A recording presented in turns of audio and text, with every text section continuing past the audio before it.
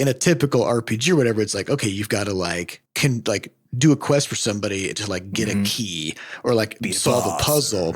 But the cat solution is solve this problem by just causing another problem. Butterscotch shenanigans. Hey everybody, welcome to episode 373 of Coffee with Butterscotch, the game dev comedy podcast of Butterscotch Shenanigans. I'm Seth and I'm the games programmer. I'm Adam and I'm the web programmer. I'm Sam and I'm the artiste. And this is a show where we talk about life, business, and working in the games industry. Today's July 22, 2022. Get it out. Just get it out. It's a lot of 22s. It is. Before we get started, we have a warning. There's just going to be swears and profanity in this episode. This is going to be a unique episode. We decided to go, kind of take this in a new direction where we just curse sometimes. Yeah, the main complaint that we've gotten over the years is that there isn't enough profanity in the podcast, so we're going to spice it up. Yeah, we got a lot of letters from parents, and they were like, how dare you? My child cannot listen to this. This is, people don't talk like this. People don't just never swear. How will they get around in the real world? How will they navigate? I need you to swear at my children. It's just not realistic, It's not. Yeah. So, we heard it. We heard the complaints, and we're ready. We're ready to step into the world of the real and get our swears out. So we'd also like to thank our supporters over at moneygrab.bscotch.net, whose recurring donations help keep the podcast going. And we also have our first ever sponsorship from Favro. So we will talk about that a little bit later, or Favro, as the case may be. They insist that they are called Favro, but this to me feels like a GIF wsituation where once it's out in the universe, you don't get to decide anymore. And it doesn't matter what you call it. What matters is what it does. That's right. Yeah, exactly. We'll talk about that. All right, let's talk about what's going on in the world. Specifically, there's a game about being a cat.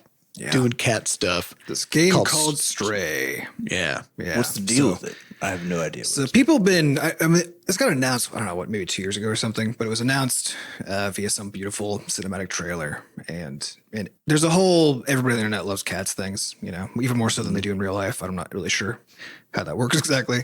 But everyone was just like, yes, please. I want this. There's like a little cute cat with a backpack. That was what we saw. Kind of wandering through like a dystopian future city. So that came out, and so I haven't played it directly, but my wife played it, and so I watched her play the first couple hours or something. And so based on what I saw and her reactions to it, and all the reactions I've seen from other people on the internet, they nailed it. Went right into the nailed it category. And there are a few things that are interesting about the game from a design perspective, which all come down to how aggressively they leaned into the idea that basically why people would play this game, right? And they're going to play it because they love the idea of being a cat doing cat stuff, right? That's I assume for no reason. Yeah. So you could just do so there's a button whose only job is to meow, nice. Right? That's it. and other cats, if they're around, will then meow at you. And response, right? Yeah. But also at the beginning of the game, you see these video cameras up kind of mounted on walls and stuff that they're kind of looking at you. And when you meow, they kind of give you a friendly nod. So but it doesn't actually do anything. It doesn't have any, at least as far as I've seen the first couple hours, it doesn't actually have a functional consequence. It's mostly just you can meow, And the intro sequence is just so beautifully crafted because you wake up, it's you in this little kind of beautiful cave looking out into this very delightful green sunlit world, and there's 4 or 5 cat buddies with you, and they're all just kind of sitting there, and you can walk up to each one, and it shows a little Y icon or whatever to tap so you can interact, and there's a different cat interaction with each one, so in one your cat rolls over on its back and gets all playful, and the other one it licks the other one, and they have the whole these specially animated interactions that only exist in this moment, basically. Yep. Right. And then throughout the game, as you play, you'll walk across a rug, and then like the Y button will show up. You know, you can interact, but the interaction is just you hit the triggers right, left to just like scratch at it, or they'll have a tree where you do the same thing. It leaves claw marks behind. But what's the point of the game? I mean, so I get Well, from and actually, like an the game perspective, itself, you know, it's probably So that's the thing that's kind of fun is like the game didn't need a point to Right, exist because as soon as people were like, oh, you're playing as a cat and it's beautiful and like and it feels like you're a cat, then everyone was like, yes, I'm sold. I like the entry point per cost was gone, right? But it still had to become a game, right? At some point.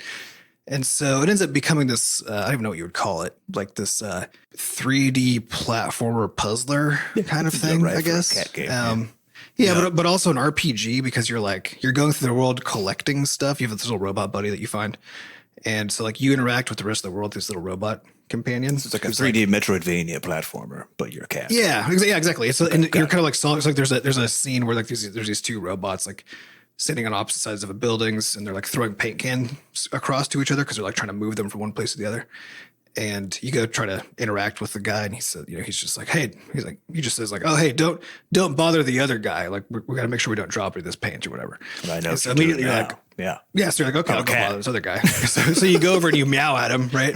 And then he startles and drops the paint can, and then some door opens and another robot runs out to start yelling, you know? And so now there's a door open you can go in through, right? And so they just like, they really leaned into all of this, and they had these little scenes where you'll like walk into a new space, you'll find some entity that you can interact with, and then there'll be a spot where if you hit, that's like a nice little cozy spot, that if you hit Y, your cat just curls up, takes a nap, and the camera slowly zooms out to like show you this nice little I think scene. it's fascinating about this is, I mean, because I've seen the trailer for the thing, and like, yeah, you're talking about a beautifully rendered situation there, which like, as far as the amount of technical expertise required to deploy this particular thing, tremendously huge. And what a confident gamble to be like, you know what?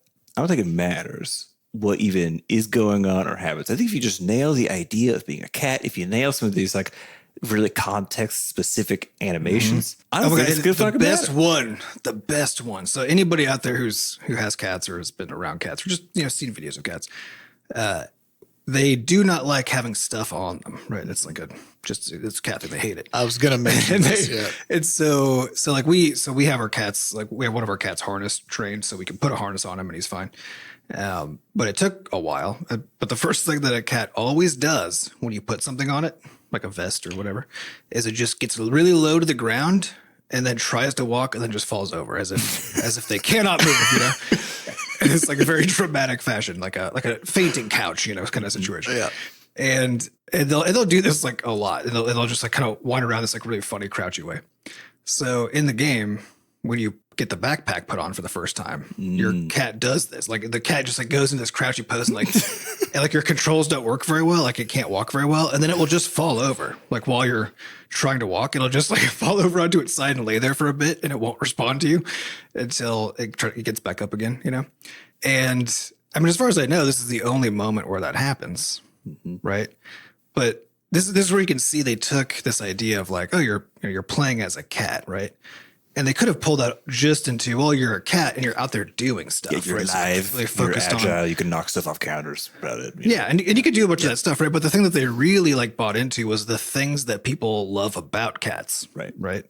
Which is just all the weird stuff. Yeah, and there happens to also be a game, right? But really it's like, because you get to like, when you meet characters, you get to like rub up against their legs, you know? Yeah. And like, it's just all this, just all this stuff.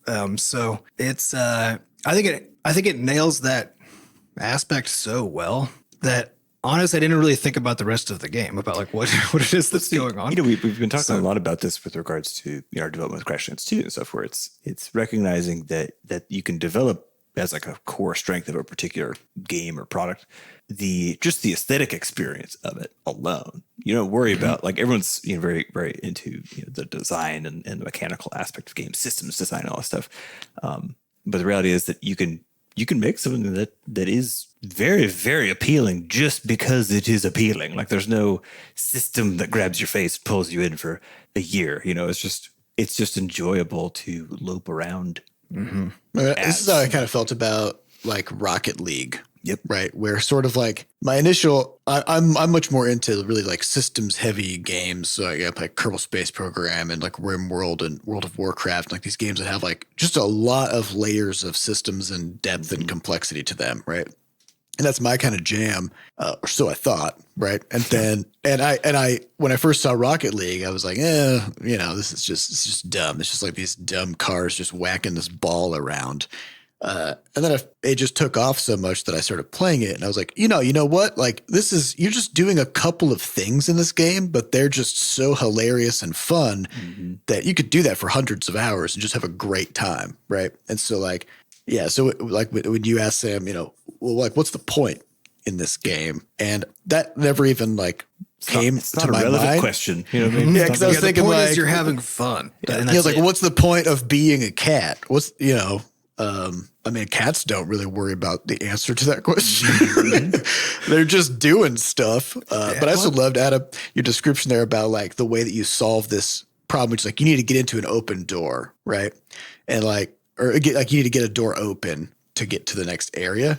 And like in a typical RPG or whatever, it's like, okay, you've got to do a quest for somebody to like get a key or like solve a puzzle. But the cat solution is solve this problem by just causing another problem, right? You're just going to cause chaos for one person so that a new opportunity arises for you, which I feel like is a good it's a good RP way of solving this problem. Yeah, it's very and I think they lean so well into that part that it's kind of like how if you're going to eat, say, cheese and crackers, right? What are the crackers there for? They're there to deliver the cheese, right? Yep. It's not about the crackers, it's about the cheese, right? So I think a game like Stray is the same deal, right? Where there is a game there, I guess, right? But the game it's almost the opposite of like what you're usually trying to do. Like the game is there because you needed a vehicle to deliver the cat cat experience, right? Because it can't just give you like a cat simulator, right? Because you need stuff to do, right? So they've basically given you stuff to do so that you get to be a cat. And also they clearly designed the game around doing cat stuff, right? Because at some point they were like, well, the cat needs an inventory because it's an RPG. So how does the cat have an inventory? Well, let's give it a backpack. And then all of a sudden they're like, oh, that's a whole thing now we can do because putting things on cats is fucking hilarious. And they just, so it's, it's charming. It's delightful. It does have because like it is an RPG and you're supposed to be like, finding your way somewhere, and it's kind of like a dark, gritty-ish kind of a game too. And so I think they did a pretty good job of because you have to escape from like some gross creatures that can like tackle you and then like wear you down, and you have to start over. But they did a good job of not making it feel like your little cat's being murdered, because it was one of the things I started thinking about the moment that my wife started playing and I was watching. I was like, oh, if like something bad happens to this cat, it's going to feel really horrible, which is different than when you play a game as a human character. Or even a cartoon cat, frankly. Or a cartoon, even a cartoon, But like this realistic cat that's doing cat stuff, right? Gotta be careful. That you get really attached to. So like in the early moments, they have this thing where, you basically fall from your utopia, right?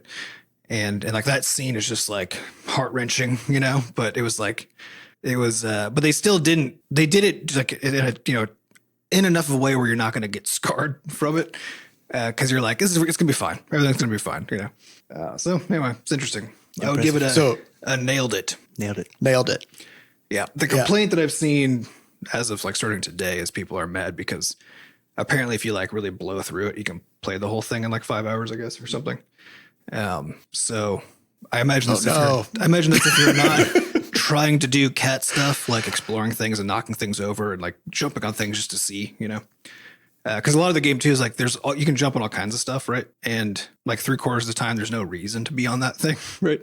There's stacks of books there just so you can knock them over, right? Yeah. It's like that kind of stuff. And so if you're playing it as like a puzzler, what's the price of this game? Yeah, then like that's not what it's for. So yeah, you're gonna get it done fast, but you're also not gonna have as good of a time as you. Okay, because I do think there is a good game there also. How much is it? It's not about that. I think it's a AAA price. I think it's like $60. Nice. Yeah. It's 30. It's only 30? Yeah, it's 30 Who bucks. the fuck is complaining about that's something, even at $60, like in what world is like 5 hours worth of in video games? just Seth, like, that's the short yeah, answer. like at a minimum 5 hours of just great entertainment, you know, it's like a worth rip off $30, for $30, you know? Oh man. so yeah, you're right. In don't be video that games, guy. that's the world. Yeah. In video games. Yeah. I've had games where like sometimes when I'll go and play Rocket League, which is, you know, I bought it for $20 like 6 years ago or something. And whenever I pick it up again, I'll buy the season pass, not because I want all the stuff in it necessarily, but just because like I know I'm going to be playing this game a lot for the next few weeks, and like it's a great game. It's just a great game, and like yeah, I'll give them $20 to entertain Keep me the for lights on. several weeks. You know, I mean, I've been playing a lot of Back for Blood, but it's on Game Pass, you know. So like, I've just been I bought playing the it for free expansion. the whole time. Yeah, so I actually ended up buying the base game at some point because I was like, I've been playing this because at some point it won't be in Game Pass anymore, right? But also it's just like this is starting to feel too asymmetrical. You know? starting to feel like I'm unethical bad in guy, my yeah. And of, Yeah, course, normally- of course, we know that like if a game does really well on Game Pass, they also get extra cash. And they're all doing those fine. kind of stuff. So they're doing fine, but it still feels on a per user though. It's appropriate. not going to be. No. It's not going to. They're not going to be getting full price. Yep. You know. Yeah, you know, it's you gotta support the people that make the things that you like, and this Stray game just seems, if you're into being a cat, if you're into that idea, then like this is gonna do it, and it's only $30 apparently. So I just kind of assume because it's like it's got Sony backing and it's like has the feel of a AAA game from the outside. So yeah, I saw a great poster of it that had the cat, and then it was for the PlayStation version, and then it just said like PS, which is like the sound that people make, you know, when they're trying to get cats to come to them. That's clever. That's a good part. Great, just great. So I'll talk about Talon. Talon. So this is new. Well, it's not news, but new to us. New tool that we've been using in the studio, where Jen started using it due to a finger issue where she injured lost her some finger, mobility. so she couldn't use it at all for like 2 or 3 weeks. And it's now regaining function slowly, but it's her right pointer finger, which is the one that you use pretty a lot. frequently for typing and mouse work. And stuff. Yeah. And so she was looking for accessibility stuff to kind of help with like, okay, what happens if if it's kind of like harder to click on stuff and use a mouse and type? Basically, what if you can't use your hands to use a computer? What do you do? And voice software is the de facto answer to that question, right? Like you could kind of go maybe like try to find some foot pedal stuff or whatever, but You only get you so far, really. that's a hardware solution. And it's like, well, you've got the accessories you've got already. Is there something you can use with that? And voice is kind of a good place to look, right? So she went on this big search trying to find just whatever good voice stuff is out there. There's a lot of it, with a wide range of quality. A lot of it is really just targeted at sort of like dictating text in something like, just typing like Word documents and stuff like that. But she found that most of it wasn't really geared toward power users, where it's like, if you're doing, game dev work, if you want to program, if you want to do, lots of like keyboard shortcuts and hotkeys. Yeah. Then like just being able to have something take a word that you said and just type it doesn't really solve your problems. Right. So she ended up coming across this software called Talon. I think it's if you look up like Talon Voice or something that's like the that. full name of it. Yep. Yeah, Talon Voice. So she started using it, was very pumped about it. There's definitely an on-ramp, took some time to like get handle on it, and then Sam started using it. So let's hear about it. What's it been like? Yeah, the key takeaway for me from talking to Jen about it and hearing her stories during our last town hall about the usage of it was basically that there's a lot of things that you do on your machine sort of day to day that they're small things, but they end up basically amounting to a lot of what I would call kind of searching behaviors where you actually know exactly what you want to do. And I think the easiest example of this is going back to a program that's already open in your taskbar when you've got a couple of programs open already in your taskbar. So you got maybe Spotify, Notepad, maybe a coding solution, and I don't know, Chrome or something. You know what you want to go back to from wherever you are currently, but you can't just go there automatically. You have to sort of go down to your taskbar and hunt it out, or, hit Alt-Tab, find the thing, click on it, whatever. So there's this. You've got to navigate the interface. Yeah, a lot of navigation. And so she described that one of the kind of funniest and easiest high leverage things that she'd gotten out of it was this window switching, which is that you could just say focus and then name the program. And then it just is the thing that you're looking at now. That's what you're looking at now. Yeah. Yeah. You don't have to do this. You don't have to do this search and targeting and then manual sort of clicking on stuff. And so that alone, because I do a lot of, while we're working throughout the day, especially during this current time, we're doing a lot of pairing stuff. Then basically I'm switching back and forth between whatever it is I'm working on myself, which is oftentimes between one or two programs, and then Discord and maybe Chrome as well. And so there's just a lot of swapping on my side going on during the day. And so for that alone, I was like, well, yeah, I'll give it a try, kind of check it out. And then as she described a bit more of it, I thought, oh, actually as an artist who now uses a pen, and I've talked a lot on the podcast about the density of the hotkeys on my left hand, which is to say there's 128 of them between my, just on the left side of my keyboard, essentially. And how even with that many, there's plenty of things that you do not with enough routine, not with enough frequency to actually be able to even memorize a hotkey for. But the things that are really annoying to get into that require you diving into submenus and sort of other stuff while you're in your art program. So as an art person, you are one-handed, right? You got a pen in one hand. You cannot type with it. Sure, you can click around with it, but that's sort of the extent of it. And then you have your left hand where you're doing stuff with. And so, which important note about the hotkeys is that you need the hotkeys and you need to memorize them because of speed. Yes. Like you already know what you want to do. Yes. And so the cognitive load is memorizing the mechanism by which you can quickly do that thing, which is the hotkey. Well, then also to get to the hotkey, your hand's probably already on the keyboard trying to do other stuff, right? And so you have to remember what you have to know what you're trying to do, map that onto what the keys that are required, map that onto your fingers to make the process, all the while you're switching away from the comfortable position you were in to be typing or doing whatever it was you were trying to do. On top of that, you have to be good at, frankly, designing an overall architectural pattern for your hotkeys once you have 120 of them. Yeah.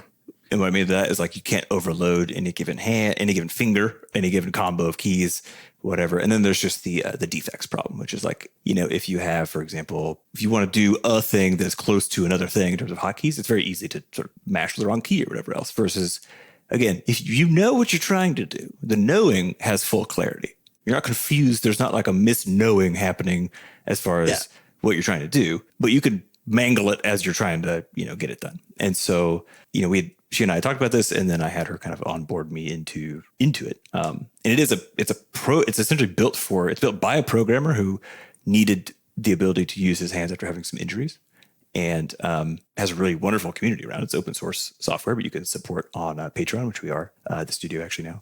And because it's built by a programmer for essentially programming or for programmers as a voice control device, then it has certainly a bit of a hill to climb as far as getting into it. You basically got to clone a Git repo and do some other goofy stuff once you install. Actually, by default, it's basically just an engine. It is an engine. You install Talon as a piece of software, right?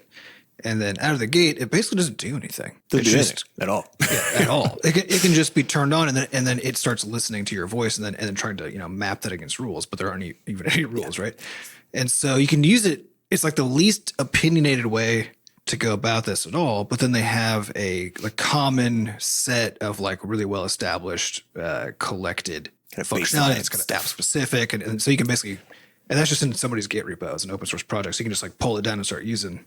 Yep. All that stuff, or you can just start adding, so if you wanted to, you could just have anything cause anything to happen, right?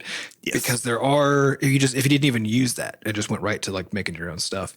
And so you can really incrementally adopt voice activated things over time if you wanted to. Yes. And so that's what I've been doing, starting with the idea of one, can I make it less annoying to swap between windows, which is, the simplest of things that is very annoying if you got a lot of stuff going on day to day. And then once I got that kind of established, and even navigating on Chrome or Discord, or whatever else, just kind of popping around between windows or tabs, or sometimes you're just, I don't want to put my hand on my damn mouse, and I don't have to, So every so often I just kind of lean back and then do some stuff, which is weird, but great. especially because for me, I have developed some RSI in my right hand that I had to do some hand therapy for about 4 months ago. So from there, then I breached into actually using it in art in Clip Studio. And that's where it's become sort of like a weird, very enjoyable thing because it feels like you're working with like an imp on your shoulder who you're sort of whispering to. And my wife was cracking up because she walked by a few days ago. She heard me just going, rasterize. It's like you're fucking casting spells or something. And that it knows what you're like. It's very good at picking up what you're saying. And then what I've done then is essentially this has allowed me to add a bunch of hotkeys for things. Basically what I have it doing is I add hotkeys for things in Clip Studio Paint that I otherwise haven't been able to load onto my hands because I don't use them frequently enough. So it's stuff like rasterize, where normally it's like, okay, you just got to right click the layer, you go into a sub menu, and then you hit this button to make this thing happen, right? Even though you know exactly what you need to do, and now you can get confused or misclick or whatever. So I'm able to load a bunch of these new functions on there, and then I just essentially have Talon running a context-specific, group of commands while I'm in Clip Studio Paint that then says, if I say these particular words like rasterize, then it executes that hotkey as a key press, right? So it's sort of this combination between all the things I've done before, but now with this voice layer attached to it. And so it's skip the memorization. GitHub? I do have it in GitHub currently, yes. That was we could share also a link. Is it a public or private repo? It's public. Okay, yeah, we should have so Jen might be swapping with Sampy for taking over the podcast for whatever stuff. So whoever's doing it, hopefully we'll find the link and get that popped in here so we can have links to all this stuff. Yeah. But I would recommend if you're an artist doing stuff and you have just enough technical acumen, if you've got just enough sort of programming know-how or know how to like use a Git client or something like that, definitely give it a go. Or if you have a programmer friend, have them help you kind of get it up and running. Because it is serious when I say it's very magical. And one of the things we've talked about in the podcast is when it comes to workflows, one of the best ways to go fast is actually to remove defects from the process. Yeah. Which is why we talk about how oftentimes it's slow is smooth, smooth is fast, sort of the thing. And so what I've noticed so far from this is actually just there's a certain clarity that comes from it, where again, it's like I say a thing that I want to do and it just happens. There's not like a mechanical intervention that has a defect chance in it. And this sounds like a very small thing, but in the scope of, you're manipulating layers, you're making thousands of changes. It's even higher degrees of change than like in coding, right? Where you're just slamming down a lot of stuff and there's just a lot of things happening in a wide variety of ways. It's not just text, right? And so having those things that can have massive transformational effects that you have to kind of undo or deal with or just, whatever, having them just come out with clarity and then be executed fully without the mechanical step is magical. It is magical. And I think it's what robots are supposed to be doing for you, right? Yeah. It's made my work just a little bit more enjoyable in a way that's like, it's just kind of nice. I'm pretty sure I'm getting some good productivity gains out of it too. But I also, I want to double down on your point about avoiding errors, right? Yes, because when we think about defects, we're always thinking big scale. Like you send something to somebody that's broken, or like in the case of an art asset, you export the wrong size. Like we're thinking of pretty big defects, right? But in your moment to moment work, a typo is a defect. Even if you like make a typo and delete it, as in like if you mistype and fix it, that was you making a defect and instantly resolving it, right? If you're alt tabbing between windows and you cycle through and don't hit your window the first time and have to come back around, right? Yep. If you are on the wrong space and like you can't figure out where, like that's also a defect. Like all of these are defects, right? And they're micro defects that you're just swimming in the moment to moment stuff, because so much of how we interact with our tools is, especially rapid tools like typing or interacting with the UI, right? Like this is like I think if you think about like swinging a hammer, right? Like think about your swings per minute, right? Versus like how frequently you're typing in terms of letters per minute, right? Like it's just so fast and requires such dexterity. And the best typists out there still have like a 95% success rate or something like that, right? And so that delete key is getting a workout. Yeah. It was annoying. So you just remove all of that. Yeah. Right? You know how to spell the fucking word. And this was the thing that actually sort of like, I was like, oh, Like this is a difference in approach that I haven't felt because the tooling is not allowed for it, which is that Right. You get to stop it knowing what to do. yes, I know what I'm trying to do. I don't have to try to then execute that. I just do it. So if you say the word the and you're using this, I rename layers, for example, now using this software. And so I'll just say phrase and then call it rename phrase shadow, enter, and then it just does the whole thing. And in the past, there's a chance that because I'm putting my hands back on the keyboard to type the word shadow, I'll just mistype it, have to delete whatever fucking just some annoying stuff. And it's like, I know how to spell this word. I'm not trying, like, spelling is not the thing I'm trying to be good at right now. I just need to put this in there and move on with my damn day. And now I just can. And like, yeah, it's been weirdly nice. I feel very buoyant because of it. There's some really good talks and blog posts and all kinds of stuff out there for Talon Voice, but in particular, there's some from people who only use it to work, and so that's how Talon came to my attention at some point quite a while ago. Is I just happened across some talk that somebody gave because it was a guy who had really significant RSI on both arms to the extent where like he just literally wasn't supposed to be doing anything, right? Like couldn't type, couldn't do anything, and it was going to be like a months long kind of recovery process, and so he ended up just training himself to use Talon, right? To do all of it, to do all of every interaction with the machine.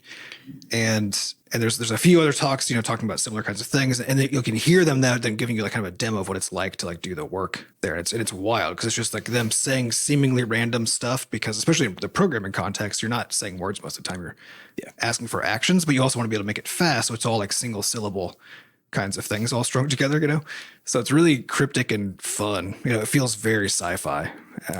If you want to feel like a wizard this week, just take a bit. Like I said, get a programmer friend or someone who knows something about GitHub or pop. Their Slack channel is really, really wonderful. People are really nice. And there's a lot of tutorials online for getting it set up. It might take you like an hour or so to get kind of set up and get your first stuff going. But I'm telling you, it's got a magical quality. We might need to take a studio like Talon Day or something where we just onboard everybody and just jam on it and do a jam. So fun.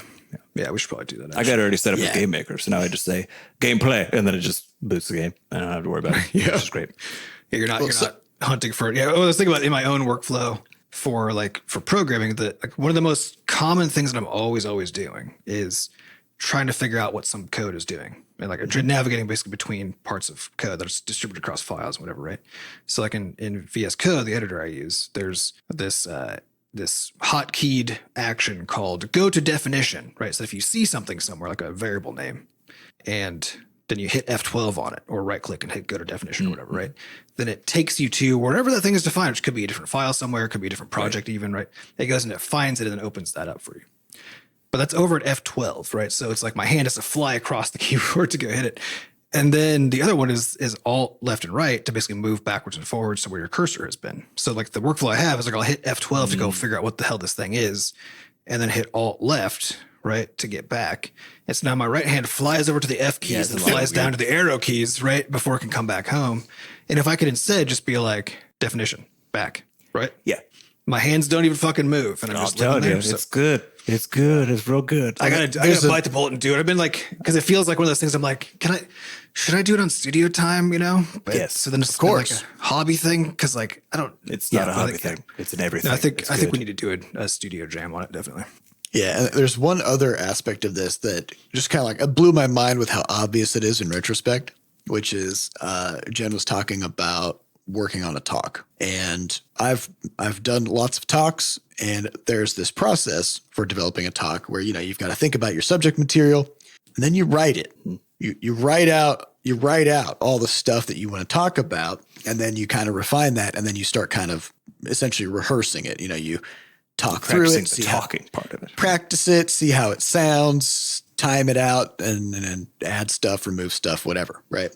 But the kind of bizarre thing that happens every time is that speaking and writing are just different. If you're writing something to be read, then the cadence of that, the kinds of words that you're going to use, how you structure things, it's just different, right? Something that is read versus listened to, they're just different. And you can't really tell that the thing that you're writing is going to sound weird until you say it, right?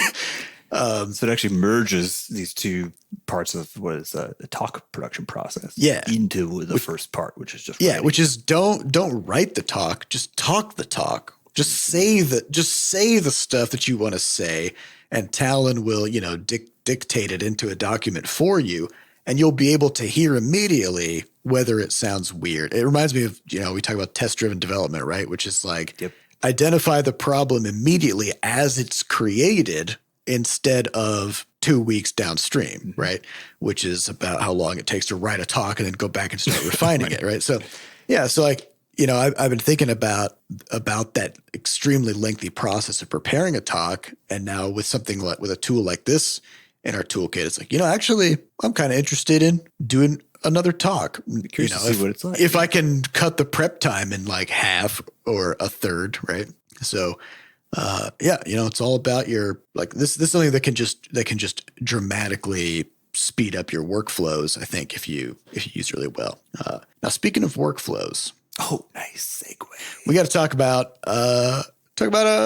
our first ever sponsor of Coffee with Butterscotch, which is Favro, or as we like to call it, Favro. Mm-hmm. So Favro is a it's a workflow management tool. Yeah.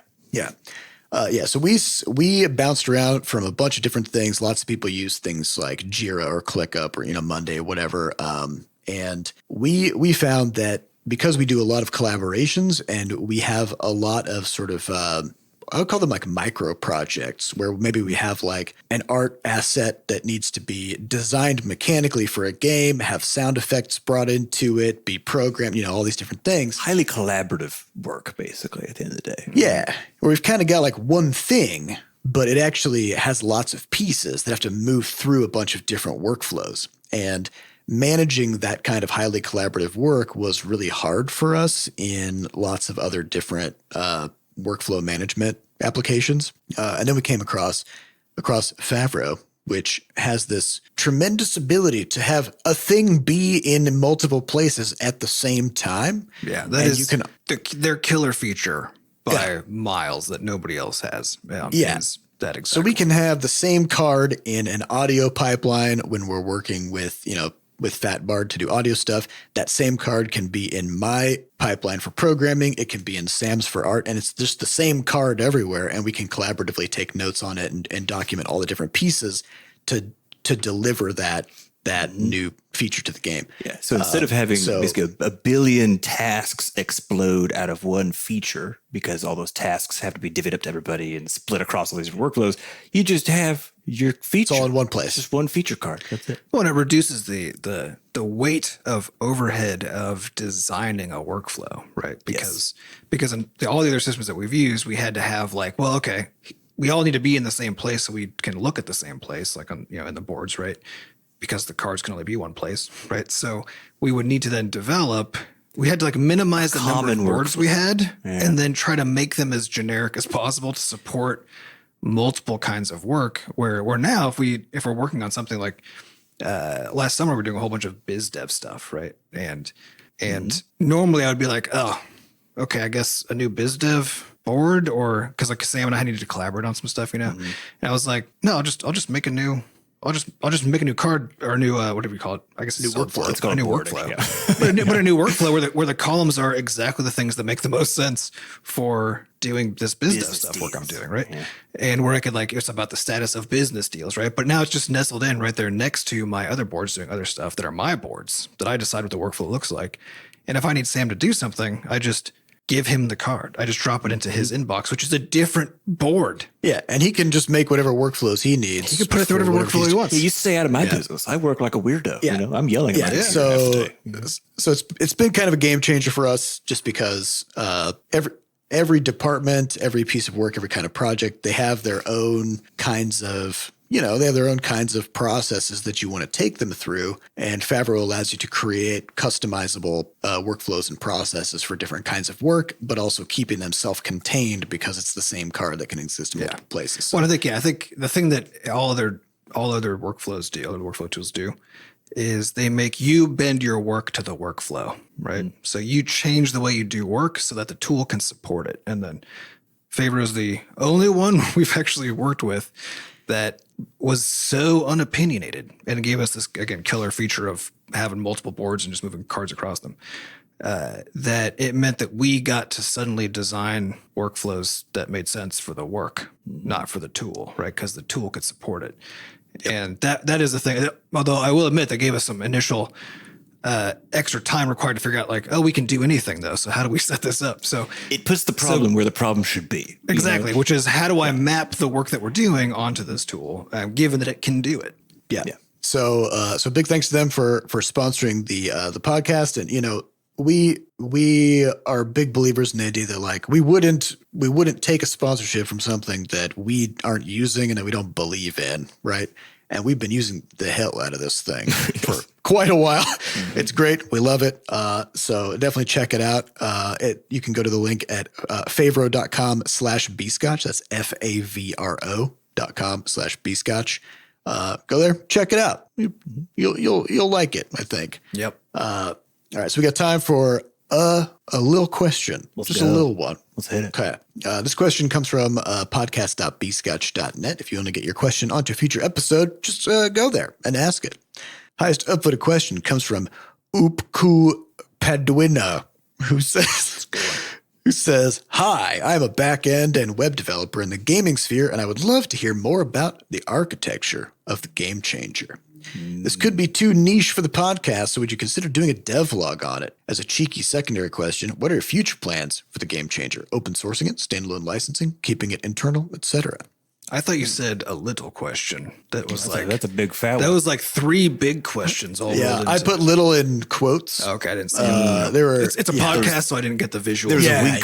Yeah, there's a wink in there. I missed a little question. So let me think of how to answer this in a way that is good for radio and good for non-programmers, but still kind of gets at the substance of the question, which is kind of how does the game changer, like what is the game changer really doing kind of behind the scenes, right? Yeah, I would describe it as the game changer is a structured data editor. Structured data meaning data that looks a certain way and has rules, right? About like there's this field can have this kind of value and that field can have that kind of value, and you can only have 10 of these here, or but basically really strict, clear rules that are applied to these things so that the editor then can see those rules and use them to create an editor, right?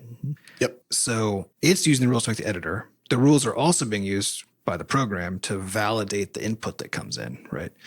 So the rules are also being shared to the user to some extent, because you can add comments in there and all kinds of stuff, right? In the thing describing the data in the first place, and then that's also shown to the user of the tool. So that the end result is that basically we have this kind of generic. The end result is sort of like a generic data. So for web developers, you'll be very familiar with JSON, and that's what it is. But for people who aren't, it doesn't really matter. It's just like a human readable kind of data format. But everything in the end is that. But it's all of these rules that sit on top of it that allow us to automatically generate editors, automatically validate the data. And then also Seth has built like merging tools and stuff so that if Seth and Sam both upload changes at the same time, then they have tools in place to identify that there's been a conflict because he tried to edit the same thing or something. And because the rules are there, then again, the editor can use those rules to help you either automatically or just give you some extra information to help you fix those issues as you go. Yeah. So as kind of like a simple example, let's say you got a game that has weapons, okay, like swords or something, right? And all they have is like a name and damage. And like those are the 2 things that can be on a weapon. We'll call those are the fields that can be on a weapon. So you were gonna have some rules, right? Like the name of the weapon, it's gonna be a string, which is like it's words, it's characters, right? And it can't be too long. You don't want a name of a weapon that's like 16 paragraphs, right? It should be, maybe like 30 characters at most, right?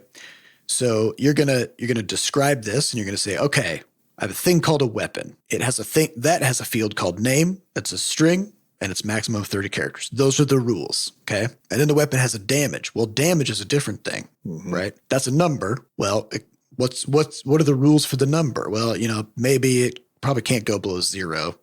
And even 0 is probably a useless number. So maybe, maybe there's a minimum of like 10 damage and it can do up to 100 damage, right? So those are the rules, and we've kind of described this little blueprint for what a weapon is. So all that does is it just describes all of the possibilities for all of the weapons in the game, right? It's a little guidebook for how weapons get made. Okay. So what the Game Changer does is it will read that guidebook and it'll be like, oh, we've got this little blueprint for what a weapon is. So now I'm going to show that in my editor. And if anybody wants to make a weapon, then this is the rule set that I'm going to use to allow them to create a weapon. So it reads through all the rules and it'll say like, okay, we've got a thing called name. That's a text box, and they can type the name in there. Oh, they got a number. We're going to do a slider for that one. So they can like do a slider to set the damage. And then they can make that weapon and like hit create another weapon. Same rules apply, but it's a new weapon now. And you can make as many of those as you like. Yeah. And then they get sucked into the game, and then the game can read all those weapons that you created, and you're good to go, right? Yeah, I think one of the important notes here is that there's tooling in other game engines that is similar to this out of the box. So stuff like Unity has these I don't remember what they're called, but basically it's a little pop out for a particular kind of object that you've made that has dials and stuff on it that you can set. So basically, the programming team, their inspector. Yeah. So the program team can essentially set up the same kind of rules. The difference here is that because we've split the data out into its own thing entirely, is that if you on the design side go and make new things or edit new things, you're not actually making direct changes to the project, which is sort of like changing the code of the game. Correct. And it's sort of like in the case of, if you're building a house or something like that, and you're like, oh, the painter wants to come in and paint these walls, for example. It'd be the sort of roughest metaphorical equivalent I can give you is that in our case, the painter can just come in and paint the wall and it's fine, doesn't matter. It doesn't affect anything else. In the case of using one of those built-in things like the Unity inspector, if the painter comes in and paints the walls, they have to let everybody know, shut down everything sort of around the situation and kind of get that through, make sure everyone's fully aware that this painting is going to happen because it could interfere with other stuff. And it's sort of involves the whole project as opposed to just being a painter coming in and painting a fucking wall. Yeah. Right? And probably a good example would be if you think about think about Twitter, right? Which is a simple online platform where you can post stuff, right? So a tweet is a thing that anybody can make, right? They got a little text box, they can type stuff in the tweet. And when they post that tweet, they're just uploading that to a server. If you want to tweet, you're just adding data to a big pile of data, right? Mm-hmm. You don't need to be able to download the repository for Twitter and understand the code base of Twitter to add a tweet to Twitter, right? So a good way to think about it then is in typical game development, even in the good engines, if you want to make a tweet, you've got to add to the code base of Twitter, right? Metaphorically. So what we're doing is we're saying okay, what if we treat a weapon like a tweet and a creature like a tweet, right? Where it's there's a thing called Twitter, which is the engine that actually handles the data, right? And then there's the tweets, which is the data itself that there's a bunch of rules for how those work and anybody can do them because it's very easy to just open up Twitter and type your tweet and just, scream into the void, right? So, so that's kind of the philosophy is separate the data out from the code and then give people a really nice, easy to use tool that allows them to edit the data in a super easy way. So that's kind of the philosophy behind it. As far as open sourcing it or busting it out, no, in its current form. It is something that we would like to explore later on because it's been so incredibly useful for us. But it is built tightly in our tech stack. So it's made out of Cake Frames, which is our own interface management system. That's how we built the editor. And it's also built on top of, it's built in GameMaker language. So you wouldn't be able to use it in Unity or whatever. The way forward for us to kind of make a tool like this more available to people would be to find a way to make it more agnostic, sort of convert it to web apps or something like that. Probably. Yeah. Some kind of a web app where it's you can still do all that stuff and then you can, pull the data into your game and then your game can digest it that way. Yeah, so it's that's sort of like that is something that we are really interested in doing, but that's a long-term plan because this thing is like there's a lot of tech in this thing. Well, and that we've the got to problem is unravel. once you move on to the web, especially if the idea is to have it as a service or something, is that the number of it's kind of like going from 2D to 3D, like where it's not where there's a lot more going on there than just the plus one would imply. Where we get to do a lot of things that we're doing because we get to make tons of assumptions, including like all of the data is local. It's for a game. It's for a game maker game, right? And that we not only can but need to have all of the data available all the time at once, right? On your own machine. As you move into like scale, so that if somebody wants to start using this for things that aren't a game, or for enormous games, right, where any one user actually shouldn't have everything because there's actually too much, and I need to find ways to see subsets, right? Then it changes its shape to something where there's like the data, which is like a snapshot in a moment of time, and like that's the whole data as one big package, right? Versus so much stuff is changing so frequently that there isn't actually like a moment in time where you can say like this is a frozen, like well-defined state. Just everything is constantly in motion. And in some ways, it's already kind of like that with the Game Changer because stuff can change so fast. But with a small team and like things scoped to the scale of a game, versus like thousands of users doing stuff, right? But that still probably is going to be fine. Like it's probably going to scale just fine. But once we go into other territory, that isn't true. And so we did. So the whole like model has to shift to get us over there. And that's a lot of the reason we haven't even started to play that game. Yeah. In a weird way, post Crashlands 2 project, I think. Yeah, it reminds me of the transition of like making a game jam game versus making a commercial game. Yeah, right? Which is like, when you're making a jam, when you're making a jam game, you can just ignore just a million things because who gives a shit, right? Yep. It's only your problem and you can put up with it. But as soon as you start exchanging that game for money, oh boy, you better be ready to make sure you can alleviate everybody's problems because you're about to create a lot of them. So, well, yeah, that's actually I think there's an interesting sort of thing here too about so with games, like your biggest worry is always player data loss, right? Because that's like the worst. The worst thing you could do to a player is accidentally nuke their data, either with a game update or just the game misbehaving. Because data is time and effort. Yeah, because data is the time and effort, exactly. And it's also where you can recover from. So if the game stops working properly, but then you get that working again, your data's still there. You can pick up, right? The same thing is true for stuff that isn't games, right? So we have a tool called Stitch that we use to automate all of our stuff with Game Maker, right? It's like our pipeline and like all that kind of stuff. And it is open source, or at least it's openly available. But I was hesitant to make it available originally, and still I'm always a little worried about it, right? Because it manipulates your project directly, right? So if I fuck something up, or even if I didn't, but you just like don't know how to use it properly, and then it manipulates your things. There's a Game Maker update, and the project structure changes, and and so just now weird blows stuff up your shit.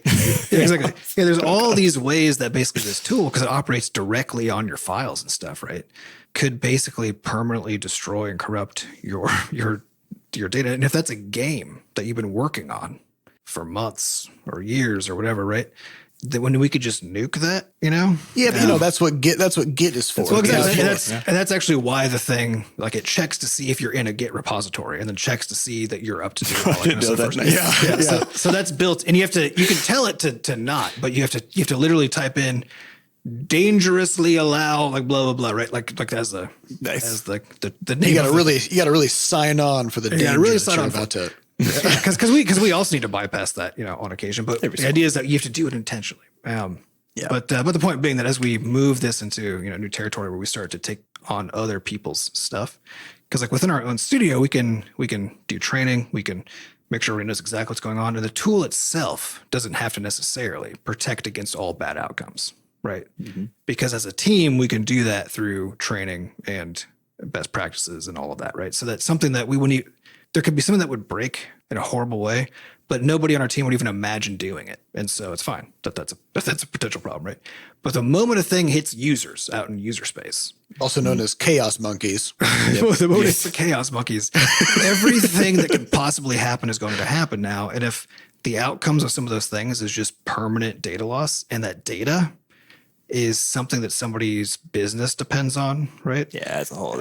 Or like, yeah. So this is why like moving from that tier of like doing something that's useful internally and then selling it as a service, like the leap there that's actually, there's a technical leap that's always hard, but you can half-ass that and still make it work. Yeah, right? the technical and design stuff I'm not worried about. That's not the problem. Yeah, it's the legal implications and the honestly, liability. It's like not even the legal stuff. It's just the fact. It's just the danger. It's There's the ethical. Yeah, exactly. Yeah. There's the ethical part, but then it's wrapped up in all the other parts too. Because it's not only because once it's business to business, that not only like do we absolutely not want that outcome to happen, it would feel terrible if it did, right? But also if we just if somebody used a tool that we provided and then it just like nukes a year of their business's operations or something, right? Because like something went wrong. Oh boy. Or if we've got like 1,000 companies, some of which are game studios, or some of which are whatever, right? Like using this to build their business, and then we have a security vulnerability that we didn't know about. We get hacked, and all of our shit goes away, and somehow something happened to our redundancies, whatever it is, right? I was like, okay, are we now on the hook for basically destroying 1,000 businesses? Because probably, here's the deal. I think that's the scary part. Our time in video games has been largely a training exercise in the design, the technical, and kind of the aesthetic development of stuff without having, with of course, people who give you death threats, but over what are really silly things that you don't have to worry too much about. You're not like, someone's not because you can feel really I don't have a bad house if anymore. Yeah, because like if somebody put 20 hours into your game and then they lost all that progress, like that's gut wrenching. That feels horrible. Oh, it hurts. Right? It hurts. But nobody lost income. Nobody died. Like if somebody can send you an understandable death threat where you're like, different category where you're like, right. I actually understand why you would kind of want me to be dead because of what happened to you.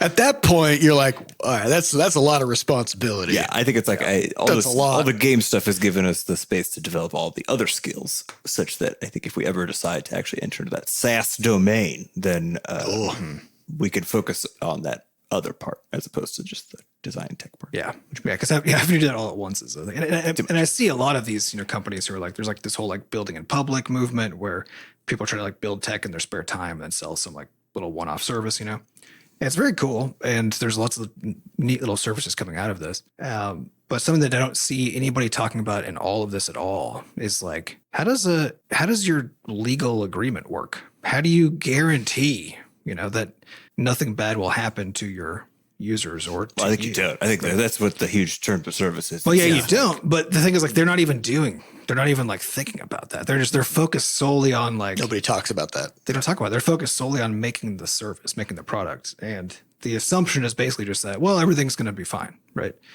And that doesn't even mean they're not like actively doing things to do a good job so that those things are not terribly likely. Right. But they're not even points of discussion. And those are the hard parts. We always talk about how like making a game is hard, but it's not the hard part. Successfully selling a game is the hard part. Mm-hmm. And I think launching a service is the same deal. Like, yeah, it's already hard to make and design it.